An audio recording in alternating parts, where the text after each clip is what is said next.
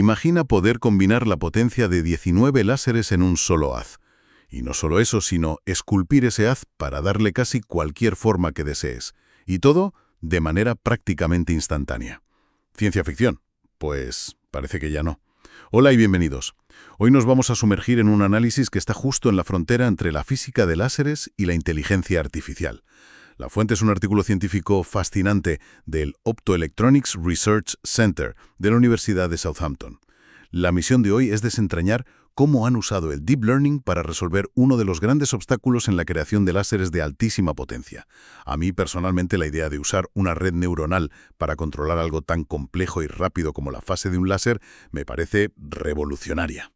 Revolucionaria en su planteamiento, desde luego, es una propuesta muy elegante, ¿sí?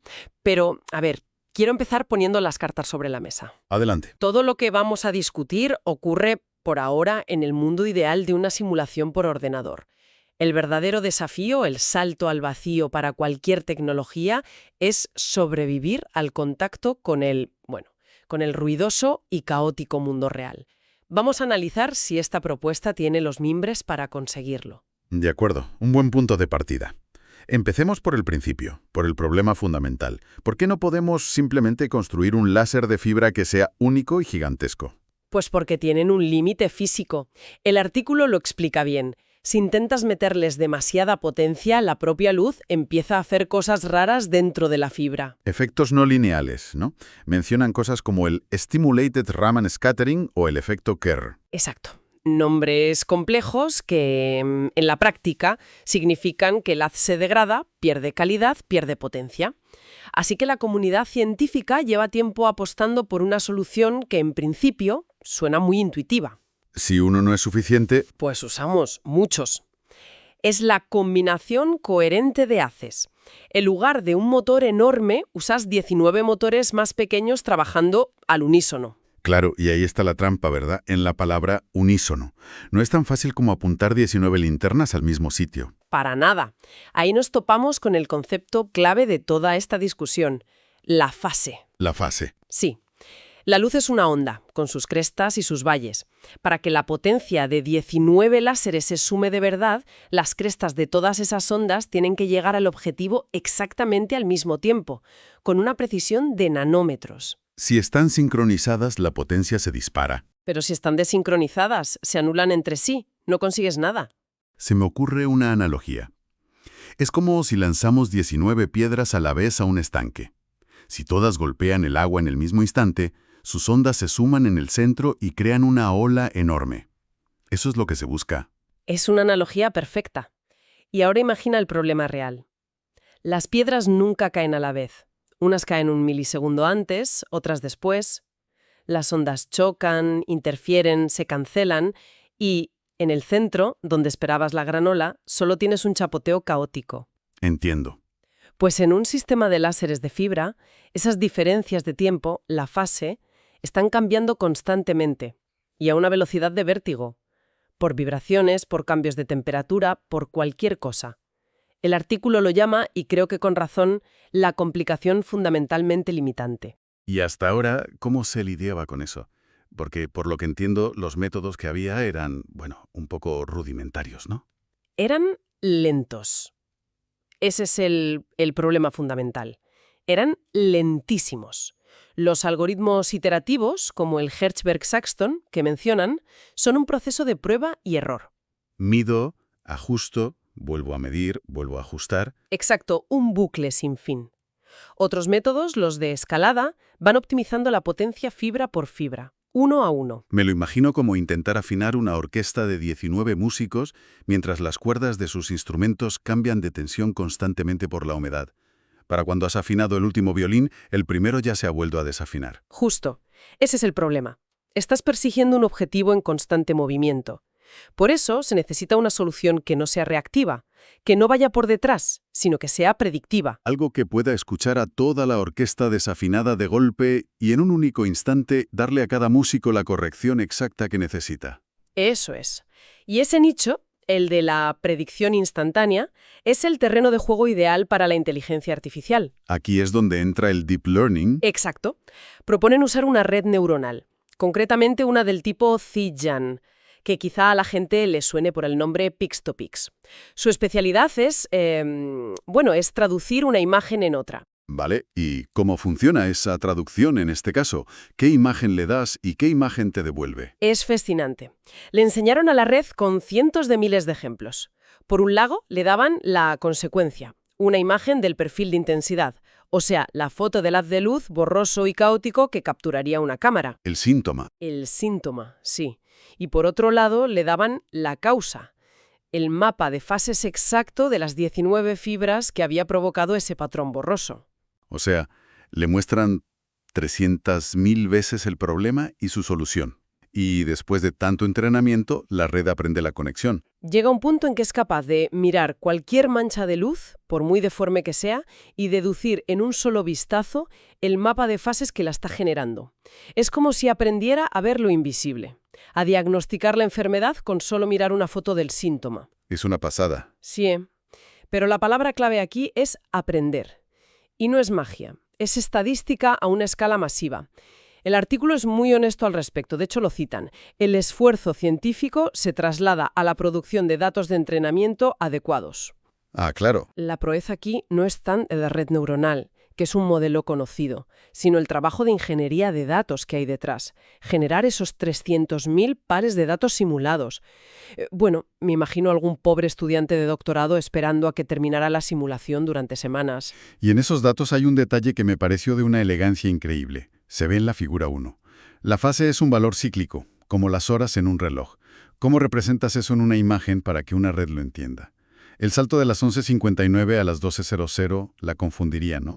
Totalmente. Si usaras una escala de grises, pasarías del blanco al negro de golpe. La red interpretaría eso como un cambio gigantesco, cuando en realidad es un paso minúsculo. ¿Y qué hicieron? La solución fue muy ingeniosa. Usaron los canales de una imagen en color. El canal rojo representa el coseno del ángulo de fase y el azul el seno. Dejaron el verde a 0. El resultado es un mapa de colores continuo, una rueda cromática que pasa suavemente del rojo al morado, al azul y de vuelta al rojo, sin saltos. ¡Qué bueno! Es un detalle técnico, sí, pero es el pilar que sostiene todo el método. Y todo este ingenio nos lleva al dato que lo cambia todo. La red, una vez entrenada, hace esta traducción en unos 10 milisegundos. 10 milisegundos. Volviendo a tu analogía de la orquesta, ya no hay un afinador corriendo de un lado a otro. No, es un director de orquesta con oído absoluto que da la nota correcta a todos a la vez, casi instantáneamente. Y con esa velocidad las posibilidades se disparan. La figura 2 del estudio nos muestra dos aplicaciones directas, y son la noche y el día. Vale. Si ya tenemos esta herramienta que nos dice la fase actual en 10 milisegundos, ¿qué es lo primero que podemos hacer con ella? Lo más obvio, corregirla. Si la red te dice esta es la fase aleatoria actual, un sistema de control puede aplicar instantáneamente la fase opuesta, la negativa. Es como sumar +5 y -5. Exacto. El resultado neto es 0. Un perfil de fase perfectamente plano.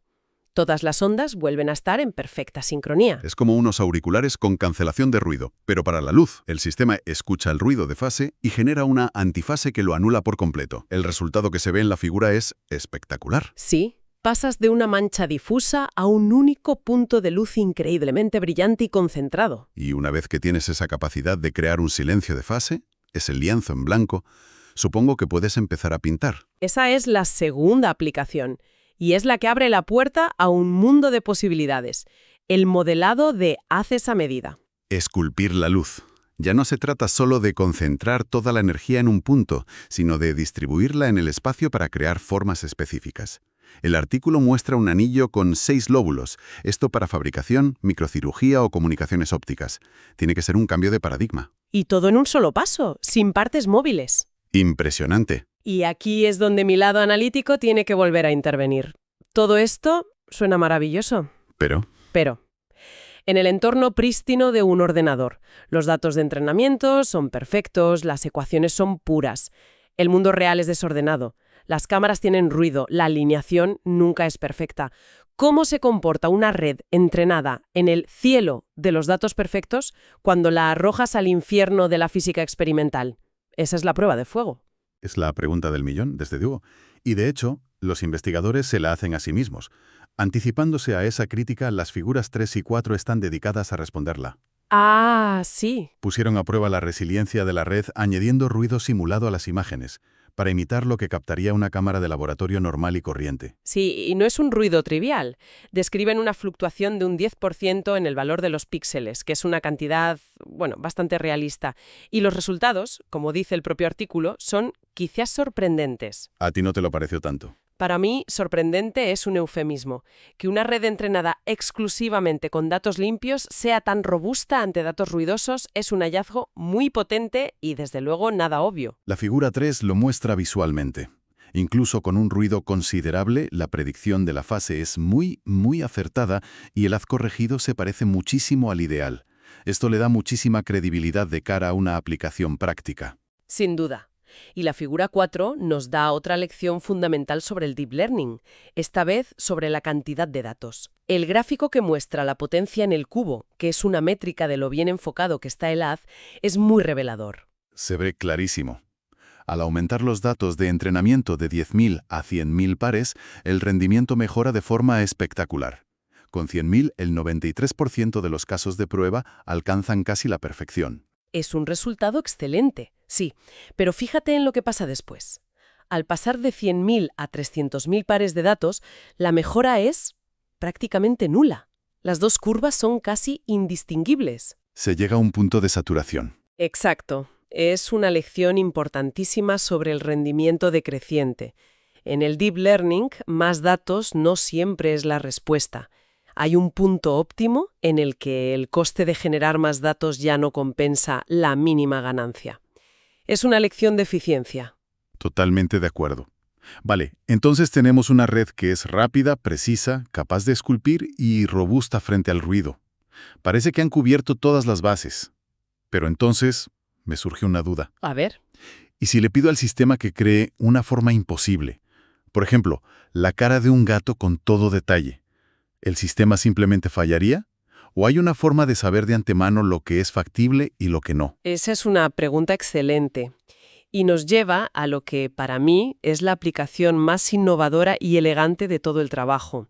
El test de ciclicidad que describen en la figura 5. ¿Suena interesante? Es una forma brillante de usar dos redes neuronales para que se vigilen la una a la otra. Dos redes. ¿Cómo funciona eso? A ver, ya tenían la primera red, la que va de la intensidad a la fase. Lo que hicieron fue entrenar una segunda red que hace exactamente lo contrario. A partir de un mapa de fases, predice qué perfil de intensidad crearía. Vale, una hace la ida y la otra la vuelta. Eso es. Y el test es un ciclo cerrado. 1. Empiezas con la imagen de la forma que deseas, tu objetivo. 2. La pasas por la primera red para obtener el mapa de fases teórico. 3. Ese mapa de fases teórico lo pasas por la segunda red. Y 4. El paso final. Comparas la imagen que sale al final del ciclo con la que metiste al principio. Ah, ya lo veo. Es elegantísimo. Si la imagen final es idéntica a la inicial, el ciclo se cierra perfectamente, lo que significa que tu objetivo era físicamente posible. Pero si la imagen sale deformada... Exacto. El ciclo se ha roto, demostrando que era un imposible físico. Es como un botón de verificación de la realidad. Exacto. Un verificador de la realidad para la física del sistema. El ejemplo que usan es perfecto. La configuración de las fibras es hexagonal, tiene una simetría de 6 lados. El anillo de 6 lóbulos. El anillo de 6 lóbulos respeta esa simetría.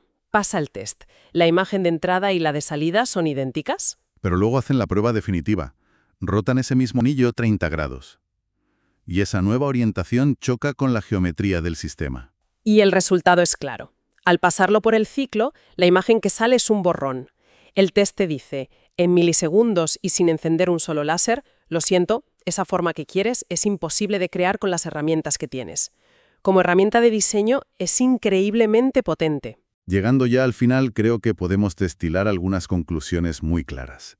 Por un lado, el Deep Learning se presenta como una solución rapidísima y de un solo paso a un problema, el del control de fase, que llevaba años frenando el desarrollo de láseres de alta potencia. Sí. Y las aplicaciones van desde simplemente concentrar la energía hasta esculpir la luz para fabricación avanzada. Sí, pero el mensaje de fondo para mí es que el éxito de la IA aquí no es magia algorítmica. Es una consecuencia directa de una ingeniería de datos muy inteligente. La calidad y la cantidad justa de datos de entrenamiento son la clave. Desde luego. Hemos visto que la red es sorprendentemente robusta y que hay un punto óptimo de datos que hay que encontrar.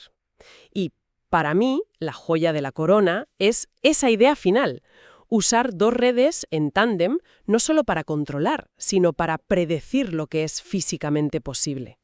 Eso trasciende la corrección y lo convierte en una auténtica herramienta de diseño.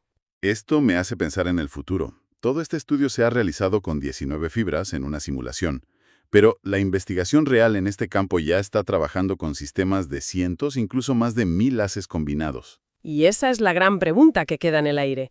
¿Podrá este mismo enfoque de Deep Learning escalar para manejar una complejidad que crece exponencialmente? Oso.